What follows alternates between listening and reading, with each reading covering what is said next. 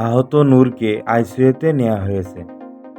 রাজধানীর বিজয়নগরে জাতীয় পার্টি ও গণ অধিকার পরিষদের নেতাকর্মীদের মধ্যে সংঘর্ষের পর আইনশৃঙ্খলা বাহিনীর হামলায় আহত গণ অধিকার পরিষদের সভাপতি নুরুল হক নূরকে নিবিড় পর্যায় কেন্দ্রে আইসিইউতে নেওয়া হয়েছে।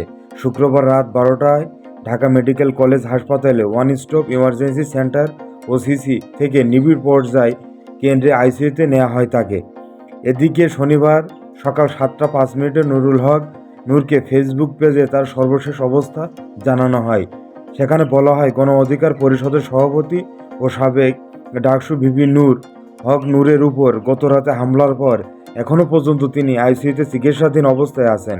এখন তার কিছুটা হুঁশ ফিরেছে। দোয়া কামনা করে আরও বলা হয়, সকলে তার জন্য দোয়া করবেন।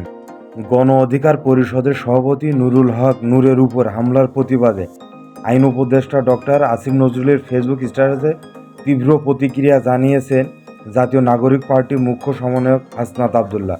শুক্রবার কাকরাইলে জাতীয় পার্টির কেন্দ্রীয় কার্যালয়ের সামনে নুরুল হক নূরের উপর হামলার পর ডক্টর আসিফ নজরুল ফেসবুক স্ট্যাটাসে বলেন, নুরুল হক নূরের উপর বর্বরোচিত হামলার তীব্র নিন্দা ও প্রতিবাদ জানাচ্ছি।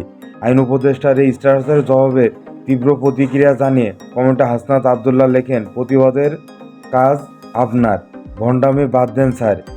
যেই জন্য বসানো হয়েছে সেটা না করে কি করছেন এসবের হিসাব দিতে হবে।